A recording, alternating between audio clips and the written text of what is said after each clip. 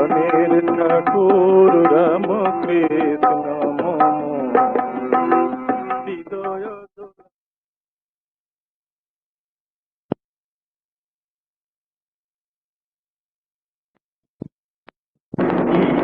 Last Sunday that I completed the Gita discourse, we studied verse 21 of chapter 3, conveying a profound sociological truth. That truth is, when we live together in a society, we have a tendency to imitate each other. Mimetic tendency in sociology, imitation tendency. That was the idea Krishna expressed in verse 21, which we studied the Sunday previous. Yad yada ajarate shrestha tattadeve itaro janaha sayat pramanam kurute lokastad anuvartate. Whatever men and women at the top who are great or who are leaders, whatever they do, the rest of the people have a tendency to imitate them. Whatever standards they keep of behavior and conduct, others also try to follow that way. That's the nature of society. As I said on that occasion, that children imitate the parents. It's quite natural. Similarly, people imitate the leaders. If the leaders are good, people also will be good. This is a truth, and it involves a responsibility on people who are called leaders. They can't do what they like. They have to keep a standard. That's the meaning of the word sayat pramanam kurute. Whatever standards they keep up, lokastad anuvartate. Ordinary people will follow those standards. So what a great responsibility for one to be a senior. The junior looks up to the senior. Go to the schools, you will find senior students, junior students. Junior students look up to the senior students. Whatever they behave, they like to follow this particular example. Krishna expressed this idea as a sociological truth, and a truth which involves a sense of social responsibility on the part of people who are called leaders. In the next verse, which we have to study today, verse 22, Krishna is referring to his own example. Look at me, Arjuna. He is telling in that beautiful verse, Na me parthasti kartavyam trishu lokeshu kinchana nanavaptam avaptavyam varta eva cha karmani. Look at me, Arjuna. I have nothing to attain in the three worlds, and yet I am constantly engaging myself in action. That is the language. Name parthasti kartavyam, what you call duty. I have no duty. Duty comes from a certain need to obtain from society, and so you return it in the sense of duty. I have nothing to gain, I have nothing to give.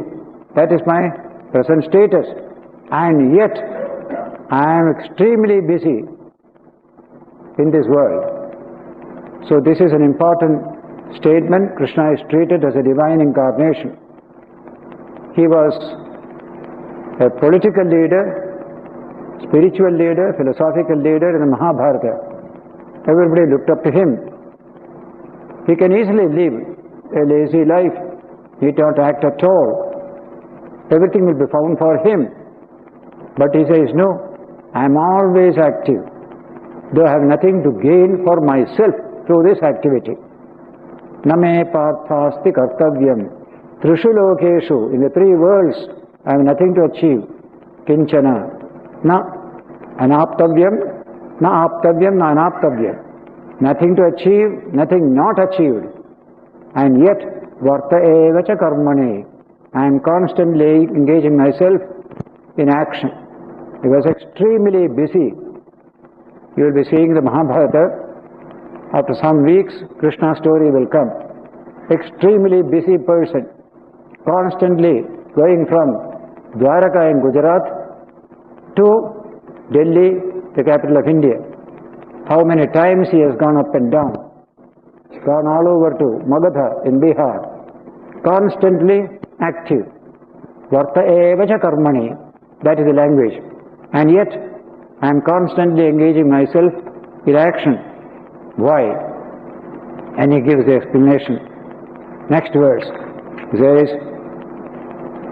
if I yadi hyaham na varteyam yato karmanyapandritaha mama vatmanu vartante manushya partha sarvashah.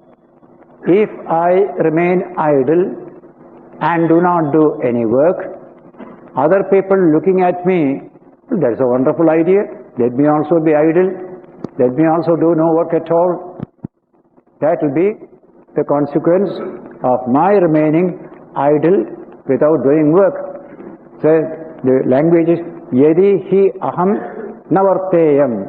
If I do not do work in this world, yato karmani apanditaha. Constantly create energy. If I don't do work like this, mama vartma anuvartante. They will follow my way. All people will follow my way. Manushya partha sarvashaha. All people will follow my way. But what is wrong in that? They will suffer. They need to work. They need to earn. They need to do many things. And they don't do because this man doesn't do, I also follow him. So what do? I become the enemy of the people, setting a bad example to them, ruining their life. That's the argument of Krishna. Work I must do, because otherwise people will follow my example and they will suffer. Therefore, just like father at home, he doesn't need to play with toys, but children need. So father also joins the children to play with toys, just to encourage them. Otherwise, father is busy with something, children also, I will be like you. That will be very bad for children. They need it. Various play, activity, etc. children need. So it is good to play with them. That's why good parents will always play with children and act with children. That kind of communication between children and parents is very necessary for the growth of the children. So a man like Krishna, who doesn't need all this, he says, look at my example. I am working very hard. I am not idle. I don't keep quiet.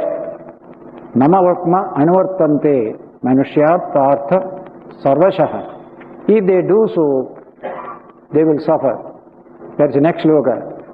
Utsedeva rime loka na kuryam karma chedaham sankarasya cha kartasyam upahanyamima prajaha.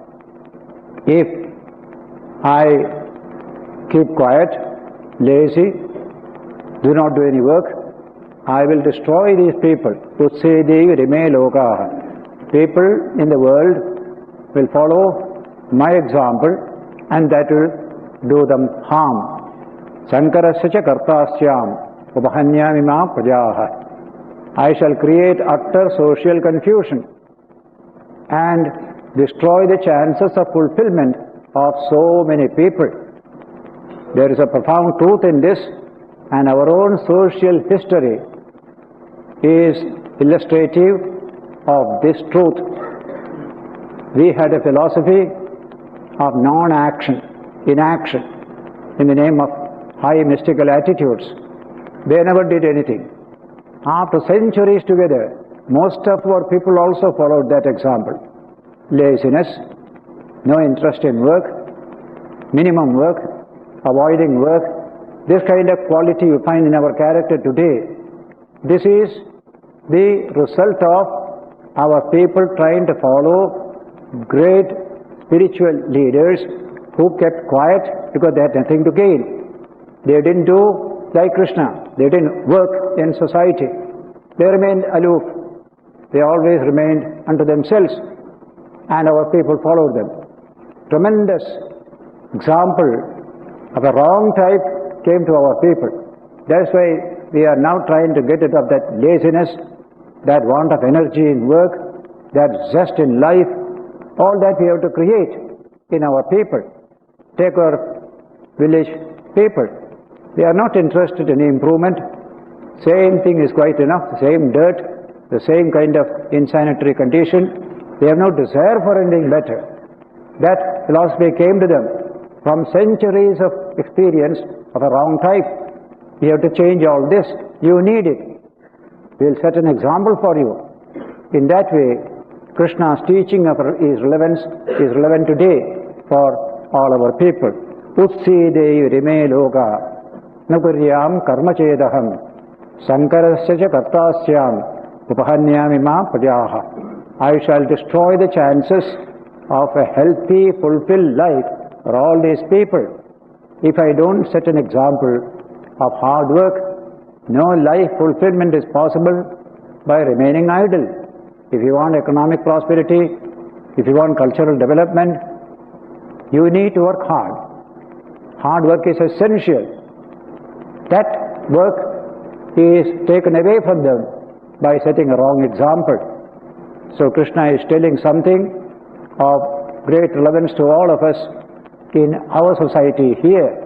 And so these three verses give you Krishna's own example to stress the point that even a sage who has gone beyond all these desires, who have nothing to gain in the world, he also should set an example of hard work for the good of all people. That language will come later in another famous statement. It says, if so, what shall be our attitude to our work? There are two types of people: enlightened people, unenlightened people. These two are there in every society. Sakta karman vidvamso yatha kurvanti bharata kuryat vidvan sada asaktaha chikirshu loka sangraham. Vidvamso is one word in Sanskrit. The enlightened one. Vidwan means knowing one, enlightened one. Avidwan, the unenlightened person. These two have two different approaches to life. This is what he is telling in this verse 25, a very important verse, especially when we deal with citizenship responsibilities in our society. This verse conveys a profound message to all of us. If I am unenlightened, how do I perform work? I work hard, but only to fatten myself. I don't care for others at all. That's called unenlightened type of work. The other is enlightened type of work. Work hard for the good of all, to develop the nation, to develop the people, develop the whole world. Work hard with that attitude. That attitude is expressed in one profound word in the shloka. Loka sangraham, the welfare of the whole world. Unless you work hard, you can't ensure the welfare of the whole world. And when you work hard, keep that motivation. I must serve the people. I must help them to achieve fulfillment. As I try to achieve for myself, I shall try to achieve for others as well. In this way, with a sense of social responsibility, I must work. Then only I do work in the right spirit. So this shloka says, Saktaha, attached. Asakti is called attachment. Attachment to oneself, one's pleasures, comfort, etc. That's called Saktaha. Such people, Saktaha, Karmani, they are very much attached to work. Because through this work I shall fatten myself, earn more money, enjoy more pleasures, That's called Saktaha Karmani. Who are they? Avidvamso. They are the unenlightened people. All the work that they do is only to fatten themselves. Therefore they are called unenlightened people. Avidvamso. Yatha kurvanti bharata. As they perform work, deeply attached to work for fattening themselves, similarly, the enlightened man also will work. Kuryat vidwan. Vidwan also will do the same type of hard work. Very heavy work they will do. What is their objective? Motivation is different. This motivation is for fattening oneself. The other motivation is for bringing happiness and welfare to the whole world. Chikirshu Loka Sangraham. Loka Sangraha. Loka means people of the world. Sangraha means their welfare, their stability, their strength. All this is included in that word. Sangraha. Loka Sangraha is a wonderful motivation for work of a highly spiritual type. That in this world of work, we can become deeply spiritual. If the motivation is Loka Sangraha, throughout the Gita, the Karma Yoga expounded here keeps Loka Sangraha in front always. Keep in view, you are not alone. There are others also. You eat and enjoy. People are starving around you. That is not correct. We are all interdependent. That concept of interdependence we heard in a previous verse. Parasparam bhavayanta shreyaparam avapsada. How can I be happy when millions are unhappy? Even today we can see what you call two worlds within the same country. The extremely poor, buried in dismal poverty, others very wealthy, living a high life. These two you can see the extremes. How can you be happy in such a situation unless you are dead, so far as the soul is concerned? So work hard that disparity should not come. Just like we have seen, wealth increases on one side, poverty increases on the other. So this disparity should be removed. So he said, Kuryat Vidwan. Let Vidwan, the enlightened one, do work like that. Chikirshu Loka Sangraham. In order to bring about happiness and welfare of the whole world. This is a wonderful idea when we deal with citizenship responsibilities. You get this idea. A citizen is not merely living in a country. He belongs to the country. He feels one with the people of the country. Then only he will be a citizen. That citizenship is enlightened attitude, not ignorant attitude. I. What about we? What about I and you? This attitude is the correct attitude to adopt by everyone in every country. Then comes the next verse, 26. Na buddhi bedam janayet atyanam karma sanginam yojayet sarva karmani vidwan yuktas samacharan. If there are ignorant people, we should not disturb their mind and their attitudes. We have to help them to improve themselves. But in doing so, we should not unsettle their minds and make them bewildered, as it were. You can make a man bewildered by speaking something to them. That's not correct. Make them understand. Slowly take them step by step. That is the teaching. But simply tell something to bewilder somebody, that's not correct. Because they are not so intellectual, not so educated, we should not bewilder the minds of people by telling all sorts of fantastic things to them. So he said, na buddhi vedam janayet. Don't create buddhi vedam, confusion of mind in the minds of people who are not so educated, not so enlightened, not so intellectual as you are. Yoshayet sarvakarmani vidwan. The vidwan, the enlightened one, will do the work that others are doing, take them in that very line, and thus make them go forward to higher level. You have to go with them. Long ago, I read a book by one Bruce Barton, an American. There he said, a good teacher is one who will come to the level of the student and then slowly lift him up. If you want to get into a running car, moving car, you must run with the car, then get into the car. Otherwise you will suffer. That's the way great teachers do. Go with the people, then get in. So men like Jesus and Buddha, they belong to that category. All good teachers belong to that category. Ramakrishna was of that nature.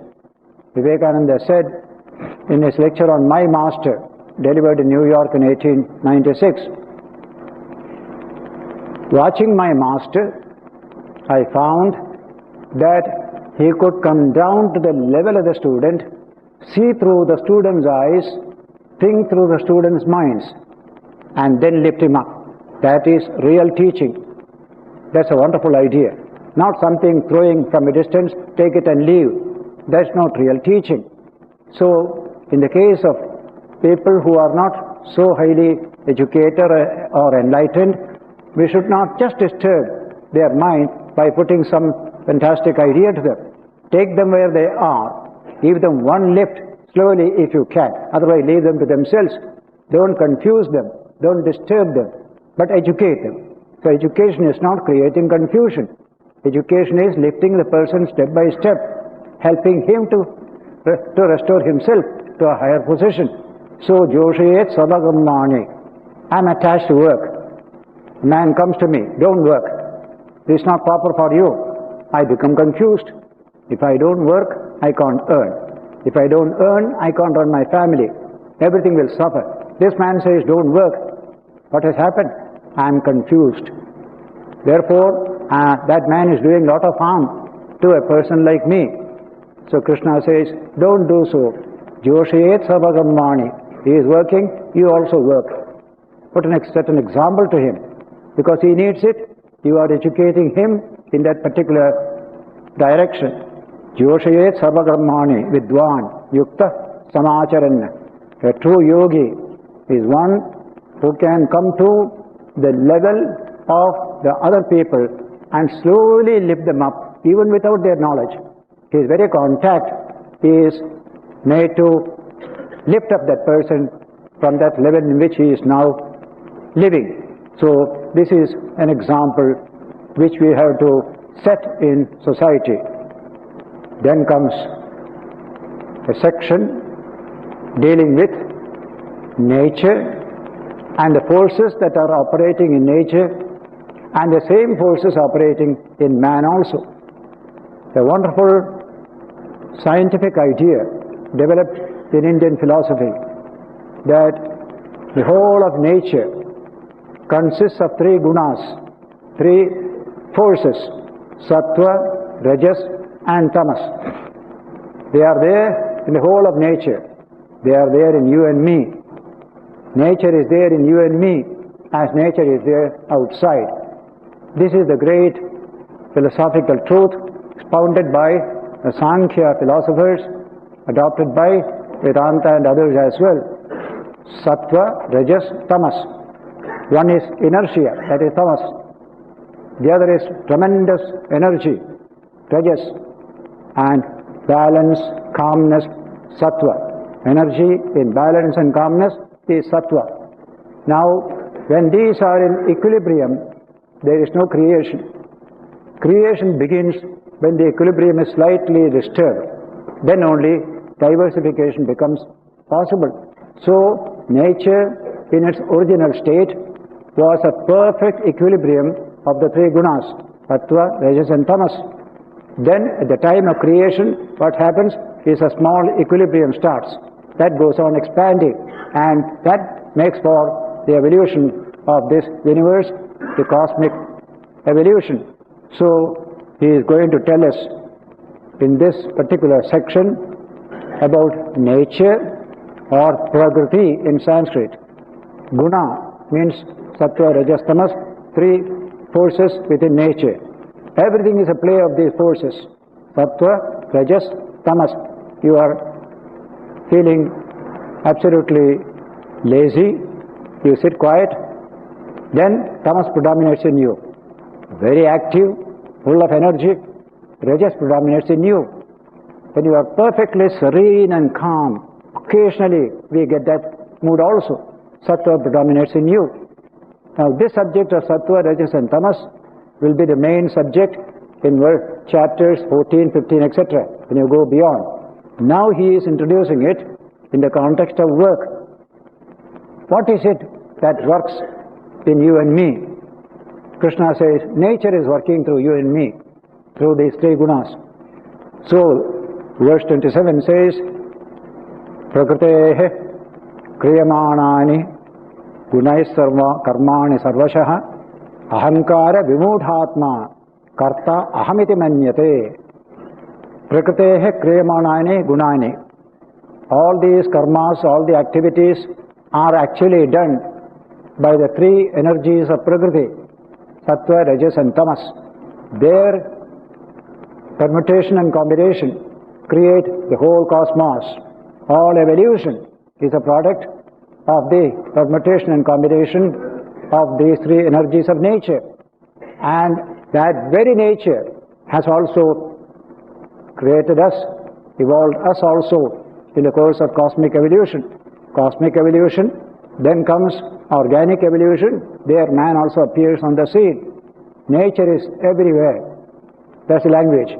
Prakrite kriyamanani gunaihi karmani sarvashaha. If that is truth, but actually we arrogate all these things to ourselves, my ego. I just fatten my ego and say, I am doing all this. Ahankara vimudhatma.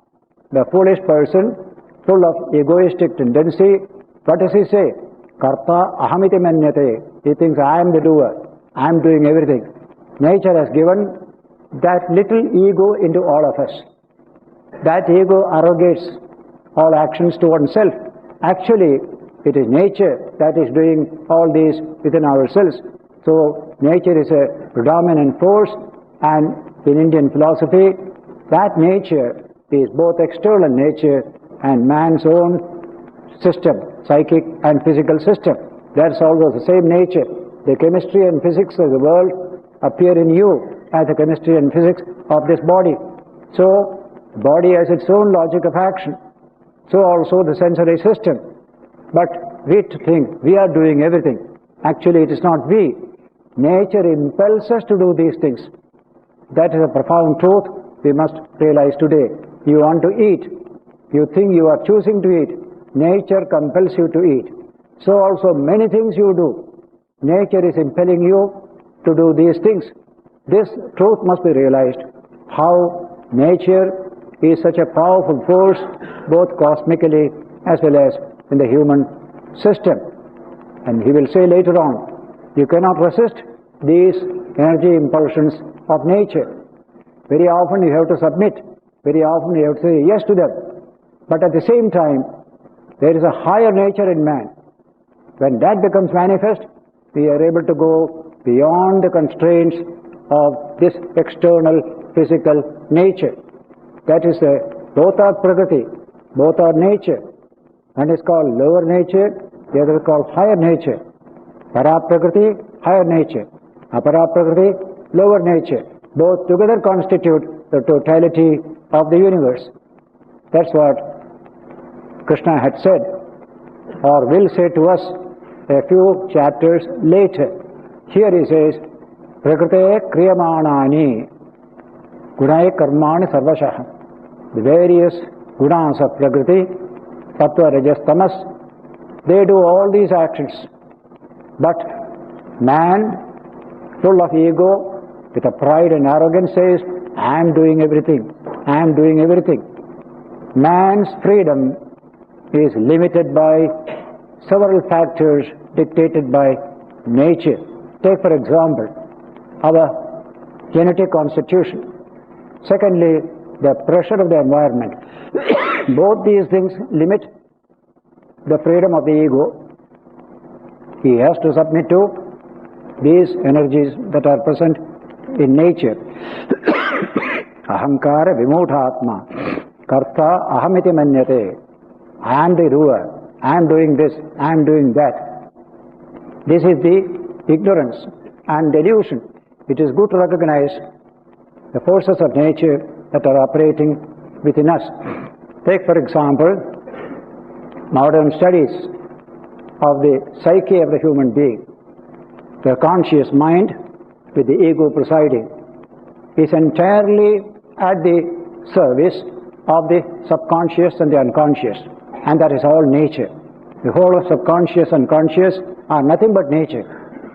That nature dictates to the conscious ego, but the ego thinks I am free. You are not. You are under the control of these nature's forces implanted in you. This is good to recognize, so that if at all there is a hope of freedom, we can achieve it after knowing this truth. We shall be free from nature, this external nature, provided we realize our own higher nature or para-prakriti. There spirituality comes in. Spiritual knowledge and realization come in at that stage.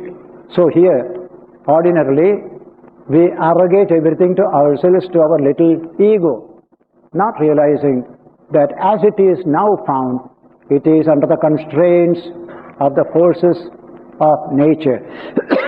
Ahankara vimudhatma karta ahamiti manyate. I am the doer, I am the doer, I am doing everything. Take, for example, we eat, we drink, we develop our body. Even we go to school, we study, get marks and get a job. Then we marry. Then we rear family, children. Most of this you will find the play of nature only. Nature impelling you to this, impelling you to this. That's all what is happening. But when you become spiritually awakened, you are able to regulate these nature's functions and make them more moral and ethical. That is what you can do by developing your own spiritual awareness. Until then, it is all mere nature. In animal, nature completely predominates. Nothing else is there in every animal. In man, this little ego has come. A little focus of freedom has come. But it is extremely small. Much of it is nature itself. The whole subject of religion and spirituality is how to strengthen that little focus of freedom and make you truly free from the thraldom to nature. Only man can do it. But it cannot be done by merely arrogating everything to this ego. The ego is not really free. It is under constraints of nature's forces. Behind the ego is your own infinite divine nature. When you realize that truth, you go beyond the constraints of this nature. So throughout the book, both are mentioned. Ordinarily, we are subject to the forces of nature. But you can go beyond them. But go beyond them slowly, steadily, not with a sense of ego and arrogance, but by understanding the truth which is behind the ego, my own infinite self, the Atman. That will be constantly iterated in this book as a message of spiritual freedom of every human being. That is our birthright. At present, we are subject to the forces of nature. Nature compels. Another section will come. There also, don't try to fight with nature frontally. Fight in a diplomatic way with nature. Don't go fight with nature in a frontal attack. You will never succeed thereby, he is going to tell. But this is the foolish man's attitude. But a wise man who knows the truth, how does he think? The next sloka explains it.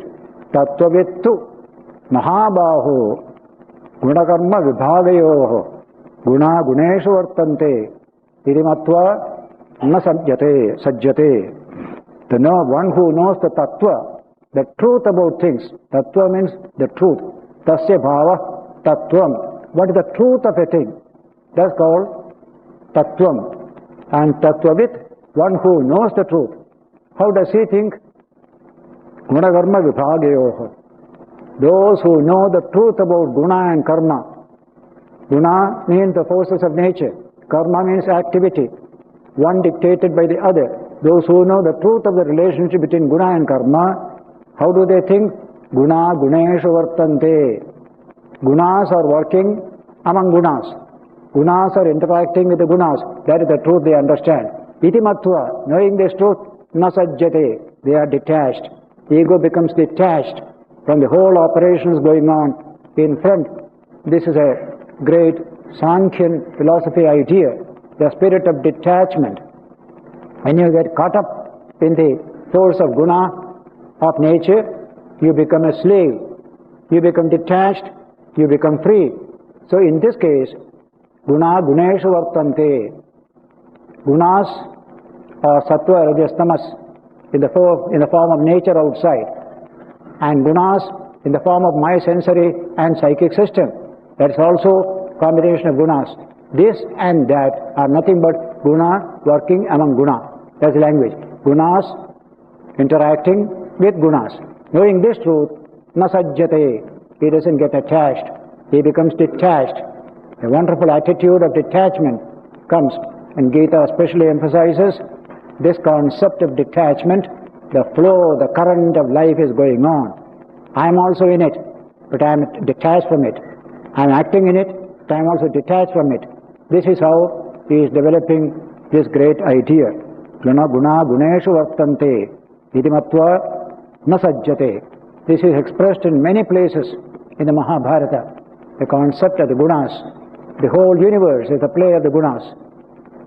Today we speak of 3 or 4 forces in nature. We are trying to understand them. One is gravitation. Then we have electromagnetism. We have weak force and strong force within the atom. Now these are the energies that constitute the whole of nature, and we are trying to understand. We have not unified them yet, but science is trying to unify them. So in a philosophical language, the Sankhya philosophers said 3 forces are there working in the world of nature. We call them sattva, rajas, tamas. Sattva is absolute serenity and calmness and balance. Rajas is tremendous energy, very often misdirected energy also. And tamas is just like inertia, as you call it in physics. Anything that is inert is called tamas, inertia. Unless you push a thing, it doesn't move. Just like when you are sleeping, you are in inertia. Unless somebody push you up and down, you won't wake up at all. You find a lot of tamas there. So these 3 constitute the whole content of the energy of nature. So also in man. So the concept of guna is a profound concept which people are trying to understand in terms of modern scientific terminology. But prakriter gunasammudha sajjante gunakarmasu tan agrasnavito mandan krishnavit navichalayet. Those who are dull-witted, not very intelligent, they don't understand this truth. They are part of the guna, flow of the guna, they are also in that flow.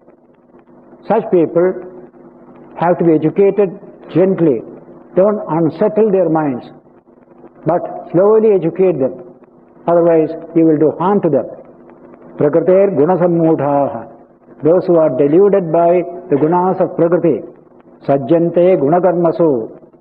They are attached to the activities of the gunas, or activities dictated by the gunas. Such people, tan agrasta vido, they do not understand the whole truth. They don't understand only a little bit of the truth.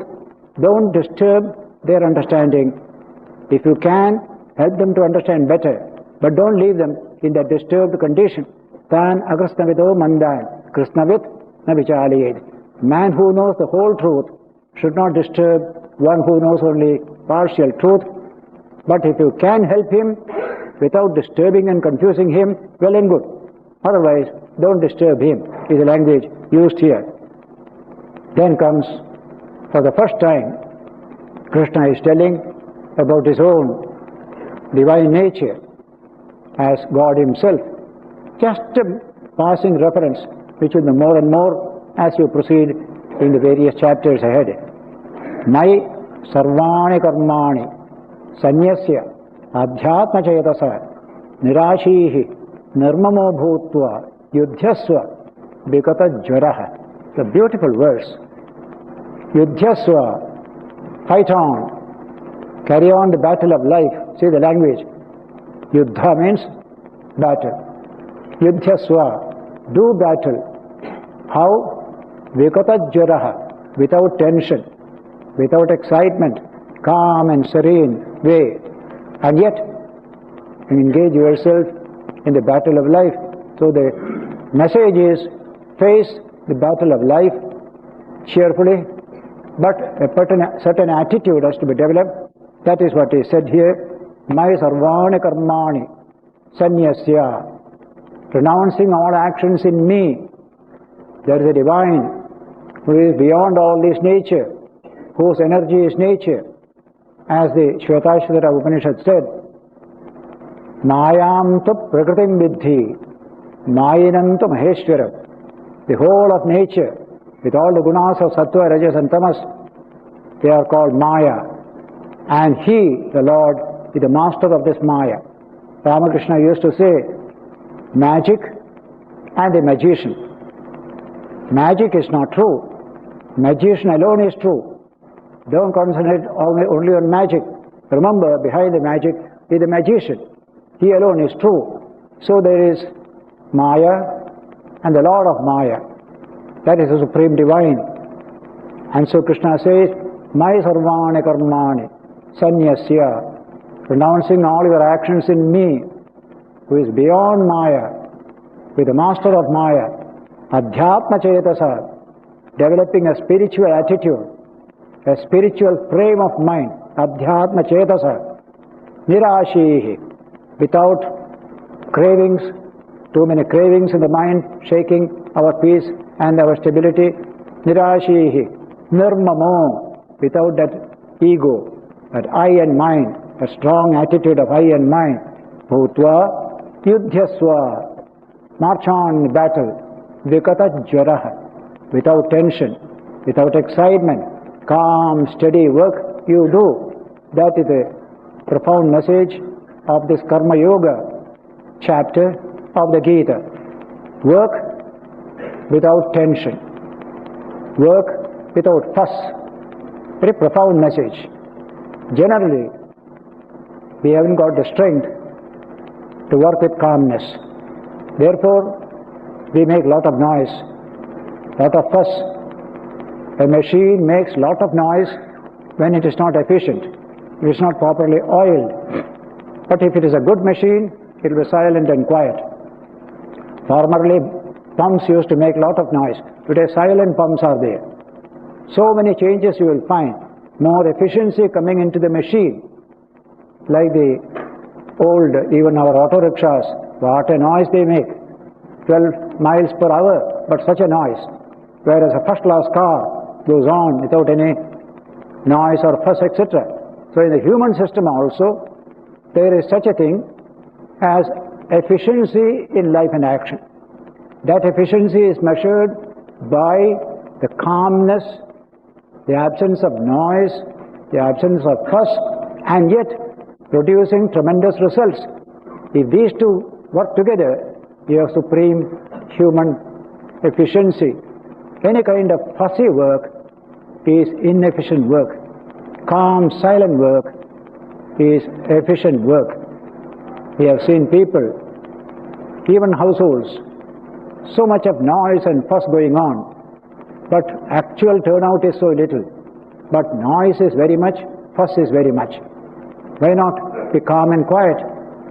Carry on the burden with a smile, as if no burden at all. This kind of spiritual strength must be behind all efficient work. That's why he said, Vikata jvaraha. Jvara means fever in Sanskrit. Vikata means without.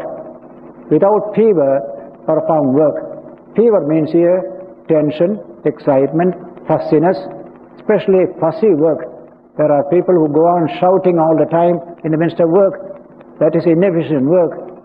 So much of fuss you make, that shows inefficiency. The Gita wants us to work absolutely calm and steady.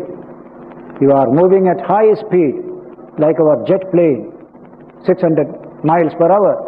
You don't feel it is moving at all. Absolutely calm and steady. What an efficiency of that machine.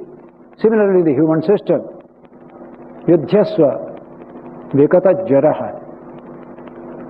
Face the battle of life without that tension. It's the biggest message we have today. All our problems we can solve when we become efficient workers, calm, silent and steady. People who think that much passion is needed in the midst of work, much noise must be made, they don't know the meaning of work. It is the silent man that does the best of work. Calmness is essential. Samatvam yoga uchyate. Second chapter, Krishna defined yoga as equanimity. Samatvam. Mind is in calm, perfectly in calmness. The best work will come out of you when the mind is in calm. You can disturb the calmness if you are the master of the situation. You can be very, what you call, energetic in action, but the whole thing is under control. Nothing is off in your situation. Just like anger. If you have a controlled anger, it's perfectly fine. The anger takes control of you, then something goes wrong with you. You become mad, as it were. So in this matter, this particular teaching is very, very significant. Yudhyasva vikata jaraha. Fight on, free from tension, free from excitement, free from noise and show. This is my message, Krishna is telling. In the next verse, 31, Ye me madamidam nityam anutushtanti manavaha shraddhavanto anasuyanto muchyante tebi karma bihi. Those who listen to my teaching as given here with faith and devotion, they implement it in their life, they also will become free from this duality, this relativity, this bondage, and achieve perfect spiritual freedom. The jnani attains it, but the karma yogi also will attain it. Though you are living in the midst of action, you have a family, you have responsibility, surrounded by all this. Normally, we generally sink down, but no, I am giving you a philosophy by which you will also be free. The millions of working people can be free, but this is the philosophy for it. Yudhyasva vikata jvaraha, he said. Then he said, adhyatma chetasa, with a spiritual frame of mind. Then something great will happen to you. How? Ye me matamidam nityam anushthanti manavaha. Those people who will follow this teaching which I have just now given, shraddhavanto, with great faith and conviction, anasuyanto, without cavilling, without a cynical attitude, with a positive frame of mind, muchyante tepi karma bihi. Even they will be freed from the bondages of action.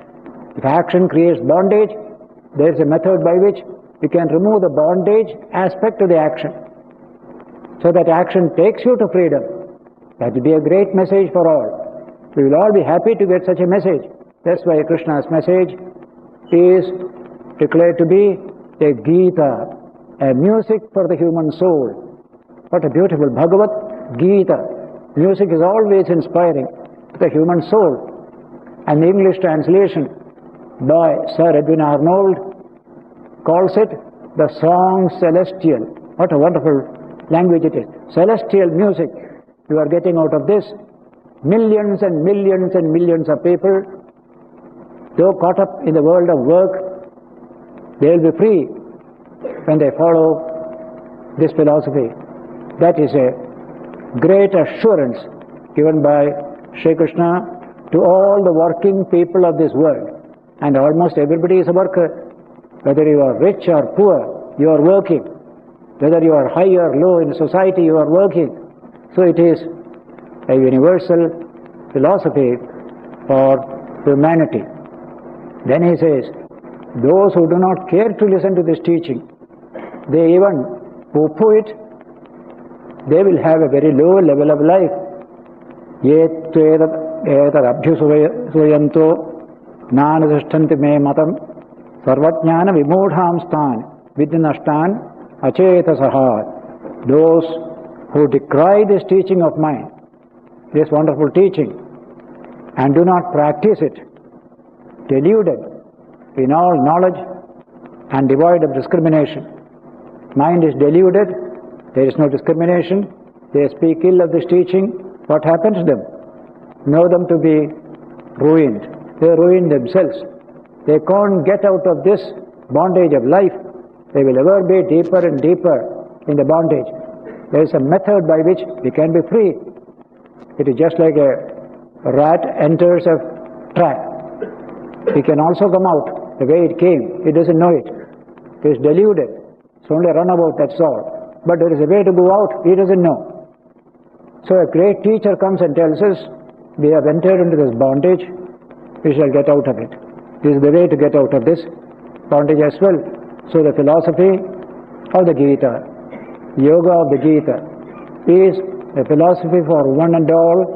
We have to face the challenge of the world, challenge of work, challenge of all these prakriti around you and in you, and you take up the challenge and you become free with the help of this philosophy. That is a profound message Krishna is giving to the whole humanity. That's why the Gita is attracting the attention of working people. Lazy people cannot appreciate this teaching. Only working people, those who work with zest, work with joy, and in work learn the calmness, the serenity of the human mind and heart, and what wonderful joy it is to work in such a way. It is like gliding. When you glide, you don't find any pressure, you don't find any difficulty. The wind carries you this way, that way. Life becomes a gliding, as it were, or you can call it hang gliding of today. Just like that, absolutely spontaneous, natural. How? Because of the change within our system. New element has come in. Adhyatma chetasa, Adhyatma attitude, the spiritual attitude has come in.